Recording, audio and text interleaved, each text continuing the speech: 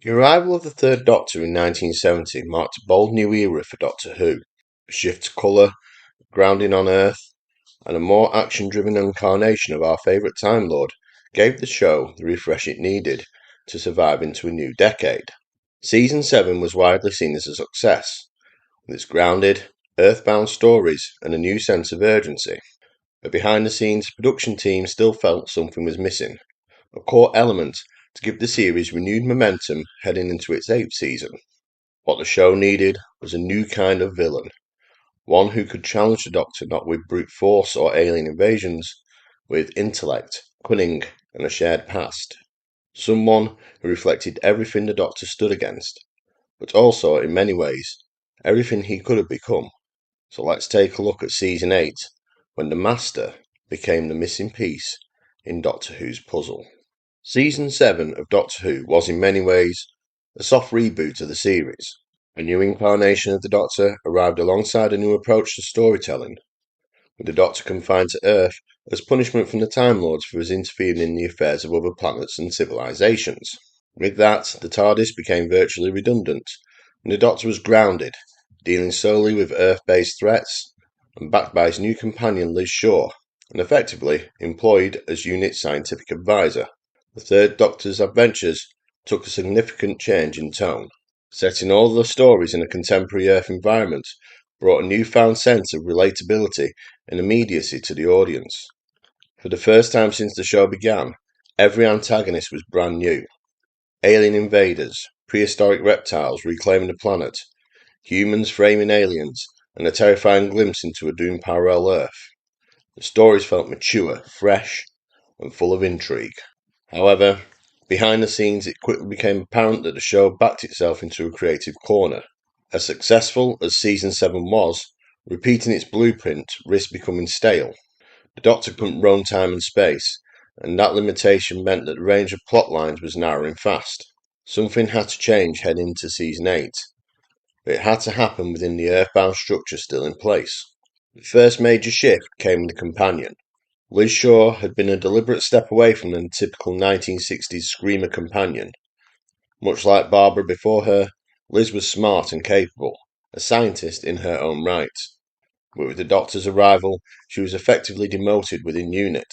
Her intelligence meant she didn't need the Doctor to explain everything to her all the time, making her least useful as a stand-in for the audience. Unless the character was dumbed down, Liz had a limited longevity in the role. So, as Season 8 began, Liz was unceremoniously written out off screen and replaced by Jo Grant. Unlike Liz, Jo wasn't a scientist, meaning she could more naturally ask questions and allow the Doctor to explain things to the viewer. But Jo wasn't a return to the damsel in distress model either. She was gutsy, inquisitive, and loyal. Someone eager to learn from the Doctor and not easily scared by monsters. Her arrival marked a new vision of what a Doctor Who companion could be. UNIT remained, still led by the dependable Brigadier, but now with a more expanded team. Sergeant Benson returned as a more consistent presence, having only appeared in half of Season 7, and a new addition, Captain Mike Yates, helped flesh out the UNIT family. These were all welcome changes, but they didn't fully solve the bigger issue, how to keep Doctor Who feeling fresh within the current Earthbound formula. A new ingredient was still needed. Throughout the 1960s, Doctor Who had introduced some of its most iconic adversaries. The Daleks, Cybermen, Ice Warriors, and the Yeti, to name a few. But by the early 1970s, producer Barry Letts and script editor Terence Dix felt there was still a gap to fill. With Brigadier now firmly established as part of the show's regular cast, they began to notice that his dynamic with the Doctor mirrored the partnership of Sherlock Holmes and Dr. Watson. And, as in Conan Doyle's world, where there's a Holmes, there should also be a Moriarty.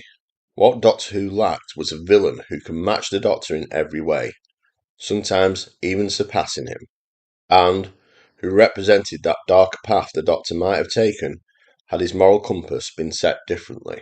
From that idea, the Master was born.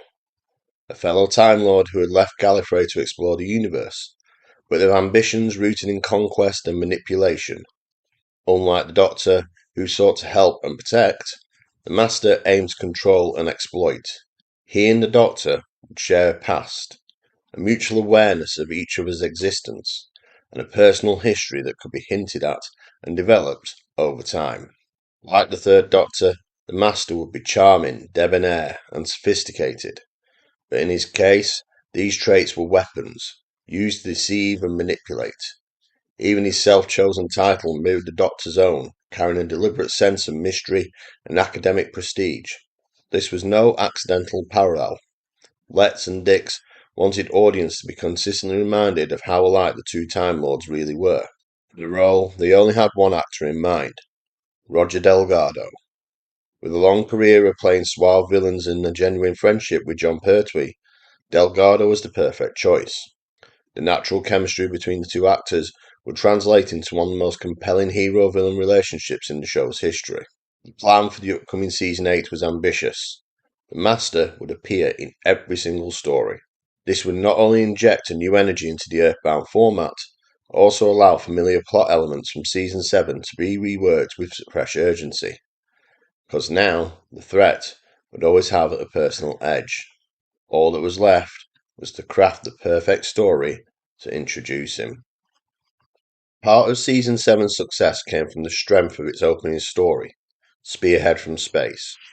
It was a simple but effective narrative, one that allowed plenty of breathing room to establish the new Third Doctor, whilst also introducing memorable antagonists in the Nestines and their Auton servants. So, when it came time to launch Season 8, it made perfect sense to return to that formula, in more ways than one. The Master's first appearance needed a story that gave him space to make an impression. He needed a platform to demonstrate his intelligence, charisma, and ruthlessness, without being overshadowed by his alien allies. The Nestines and Autons were the perfect choice, already established as a credible threat, but simple enough in concept that they could play second fiddle to the new villain without stealing the spotlight. The result was Terror of the Autons, a direct sequel to Spearhead from Space, once again written by Robert Holmes, who was still in the early stages of becoming one of Doctor Who's most celebrated writers. Whilst the Autons once again attempt an invasion of Earth, this time they do so with the Master's guidance, and in this story they function more as his henchmen than the main threat. In the very first scene, the Master arrives fully formed. Within minutes, we see everything that defines him. The suave charm, the effortless deception, the hypnotic control over others, the knack for slipping unnoticed into dangerous situations, the mastery of disguise, and the cold, calculating willingness to kill without hesitation. It's a complete character sketch, delivered before the first episode had even finished. In narrative terms, the Master fills the role that Channing held in Spearhead from Space, the figure orchestrating events from the shadows, but with far more personality and agency. The Autons become the muscle, while the spotlight stays firmly on him. This structure also allows space to introduce new other elements to Season 8, Joe Grant, Captain Mike Yates, and the expanded unit team. Of course, the Doctor himself gets moments to shine, his energy seemingly recharged by the challenge of a worthy adversary.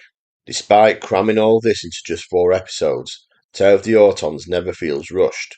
The set pieces with the Autons are imaginative enough to keep them fresh, and the eventual meeting of the Doctor and the Master, save for late in the story, is played as a battle of wits, each trying to outmaneuver the other, including the Doctor successfully stealing the dematerialization circuit from the Master's TARDIS, and thus trapping the Master on Earth with him. In the end, Tale of the Autons achieves exactly what it needed to do. It cements the Master as a new presence in Doctor Who, refreshes the Earthbound format, and leaves the Doctor almost relishing the thought of their next encounter.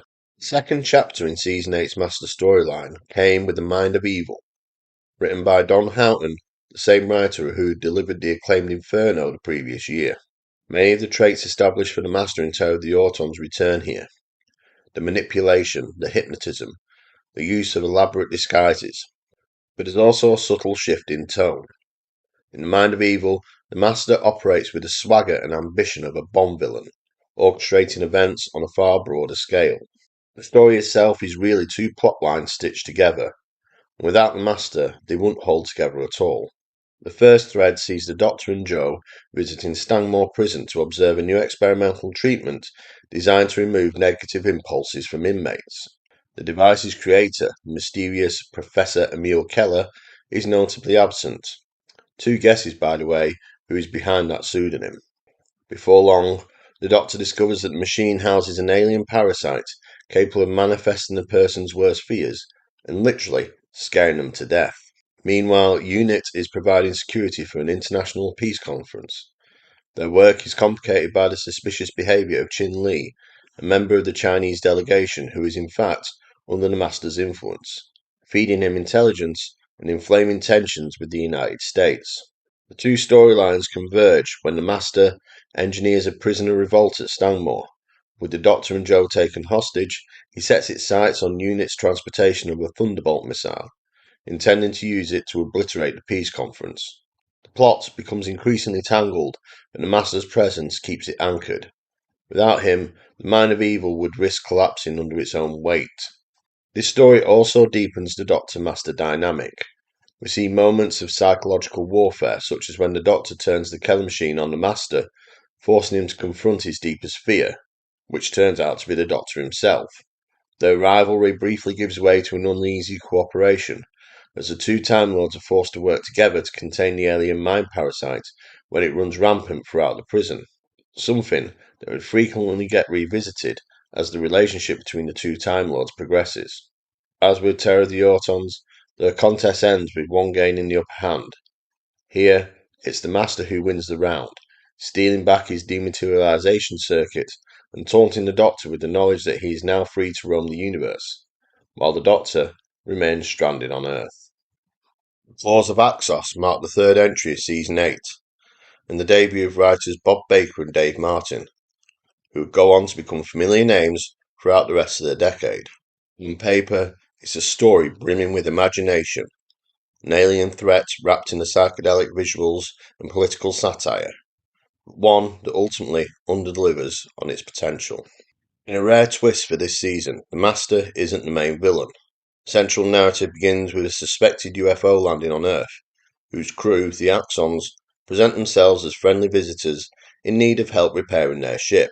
In return, they offer the miracle substance Axonite, capable of generating unlimited power.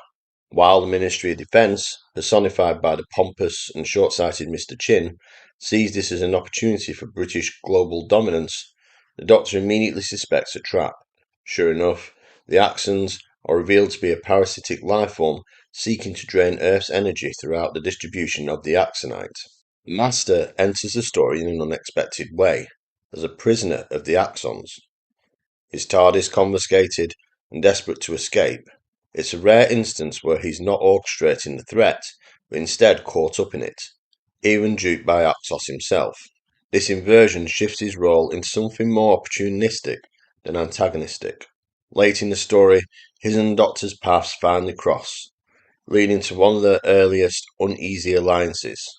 While the arrangement is ultimately a double cross to allow the Doctor to defeat Axos, it establishes an important dynamic. The idea that, under certain circumstances, the Doctor and the Master can work together. This best of enemies relationship is something you can never imagine with other foes like the Daleks or Cybermen. Yet, it feels entirely believable here because of the shared traits between the two Time Lords. Around them, the story also indulges one of the Third Doctor's recurring themes, his distrust of authority, with Mr. Chin's greed and incompetence serving as an object lesson in why the Doctor often works outside official channels. Visually, The Claws of Axos is one of the most striking stories of the era, with its surreal, organic set designs and outlandish creature effects. For all its aesthetic ambition and unusual character dynamics, the pacing is oddly sluggish, and the Master himself feels more like a colourful subplot than the engine of the drama.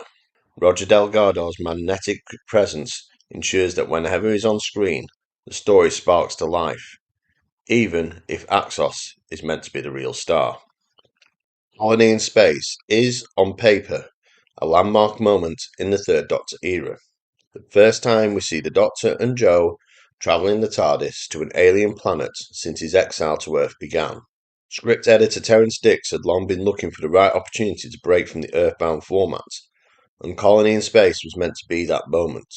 Unfortunately, the story chosen for this big step feels more like a missed opportunity than a triumph. The opening sets up a promising hook. The Time Lords discover that their file on the Doomsday Weapon has been stolen by the Master. They covertly reactivate the Doctor's TARDIS, sending him and Joe to the planet Axarius to investigate. There, the pair encounter a struggling human colony whose crops are failing, whilst colonists are mysteriously being killed by a supposed giant lizard. The truth soon emerges. These attacks are staged by the Interplanetary Mining Corporation, who are attempting to scare the colonists away so they can mine strip the planet. Halfway through, an independent adjudicator from Earth arrives to settle the dispute, and, in one of the least surprising reveals of the season, it turns out to be the Master. He sides with the mining corporation, ordering the colonists to evacuate, and then unveils his real agenda. The planet's native civilization once built the legendary Doomsday Weapon, and he intends to claim it for himself to rule the galaxy. Written by Malcolm Hulke, one of Doctor Who's most politically minded writers, Colony in Space leans heavily into allegory, with colonialism and corporate greed front and centre. But the political messaging often overshadows the entertainment value, leaving the pacing sluggish and the 6-episode structure stretched thin. The narrative feels like two separate stories, the colonists versus the corporation, and the Master's hunt for the Doomsday Weapon, that never quite merge into one satisfying whole. Structurally, the Master's involvement is awkwardly handled. The story opens with the Time Lords explicitly stating he's behind the theft, which means viewers are waiting for his arrival from the start. Yet, he doesn't even make an appearance until episode 4, turning his absence into a distraction. When he finally does arrive, there's an undeniable lift in energy. Roger Delgado's Master is a welcome, magnetic presence, but even he can't fully rescue a plot that spends most of its time bogged down in bureaucracy wrangling. By the end, Colony in Space stands less as the grand return to interplanetary adventure, and more as a reminder that the Master works best when the story around him can keep up. The final story of Season 8, The Daemons, arrives with the weight of expectation firmly on its shoulders. After the mixed reception of the Claws of Axos and Colony in Space, the success of the season arguably rests on its last chapter, and it's fair to say it delivers a much-needed boost.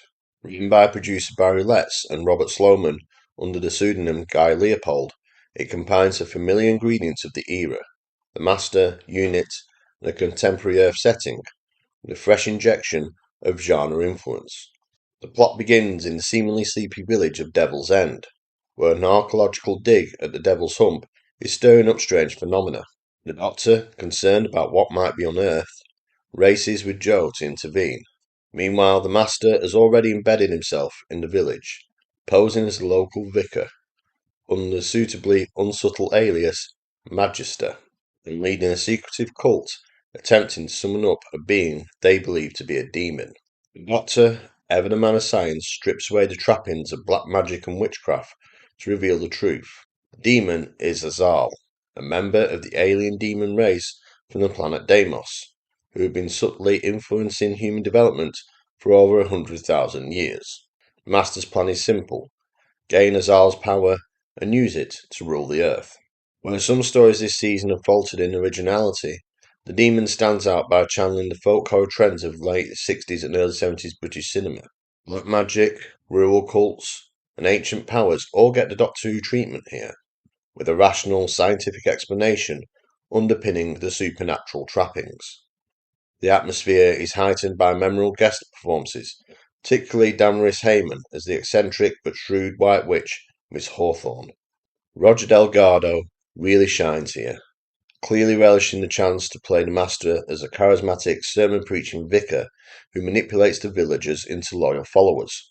His disguise is quickly rumbled by the Doctor, but the two Time Lords still meet face-to-face late in the story, a pattern throughout Season 8. The finale is a satisfying payoff. The Master's schemes collapse, his escape fails, and units finally take him into custody, neatly tying off the season-long arc.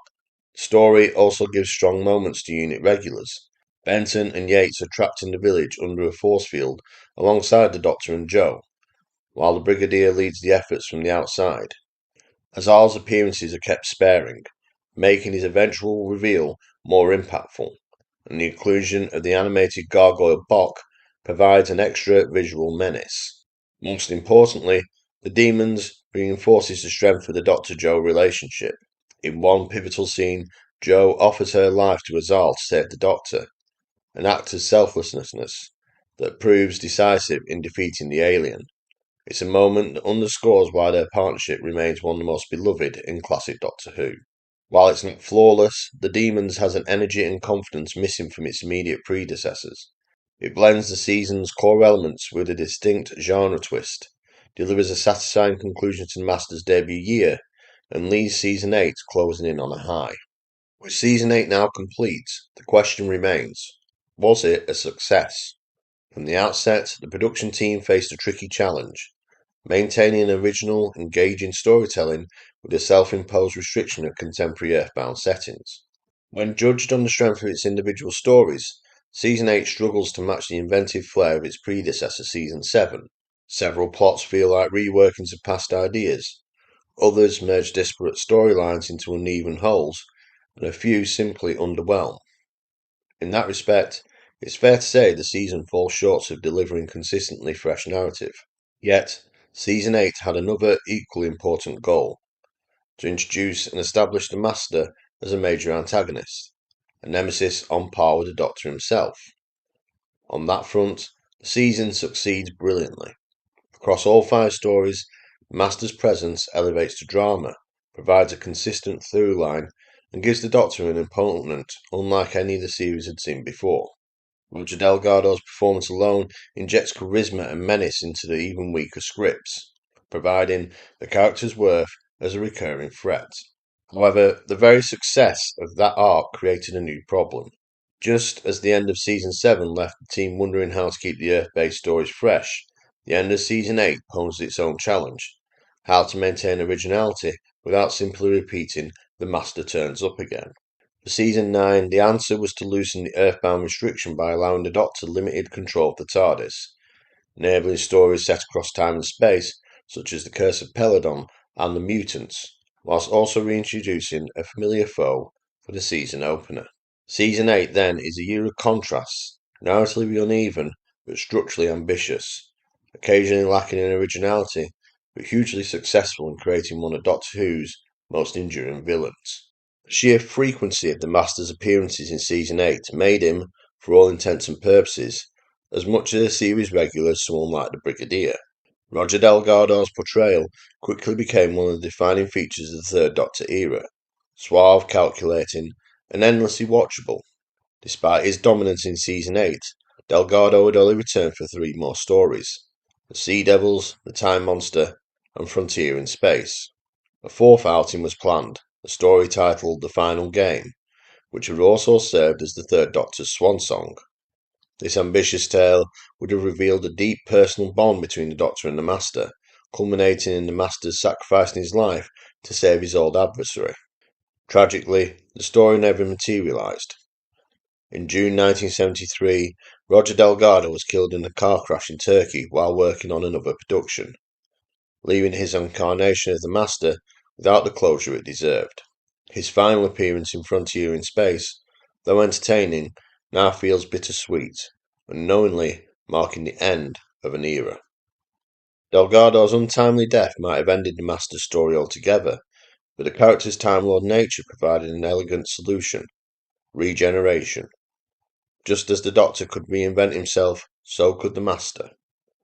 In 1976, the character returned in The Deadly Assassin, portrayed by Peter Pratt as a decayed, skeletal version stripped of Delgado's charm, but far more unhinged. Geoffrey Beevers reprised this form in The Keeper of Traken in 1981, after which Anthony Ainley inherited the role, restoring the Master's charisma while making him a recurring nemesis throughout the 1980s. The short-lived 1996 TV movie saw the Master reborn again, this time in the slick, villainous guise of Eric Roberts. In the modern series, the role has been revitalised by a host of acclaimed actors: Derek Jacobi, John Sim, Michelle Gomez, and Sacha Dhawan, each retaining the core DNA of the character while adding their own spin. In much the same way William Hartnell laid the template for every Doctor Who followed, Roger Delgado set the blueprint for all Masters to come. His mix of elegance and malice and his intellectual have been inherited by every incarnation since. Without his performance anchor in Season 8, the character might never have become a permanent fixture. The Master remains one of Doctor Who's big three villains, alongside the Daleks and the Cybermen, a testament to Delgado's work and the vision of the production team that created him. As long as the show endures, you feel the Master will always lurk in the shadows, waiting to return, as the Third Doctor once memorably put it, as his best enemy. So, what do you think? Was the Master the crowning achievement of Season 8, or even the entire Third Doctor era? And how much of his ongoing success rests on the foundations laid by Delgado and the team in 1971? Let me know in the comments below. But for now, it's the end. But the moment has been prepared for.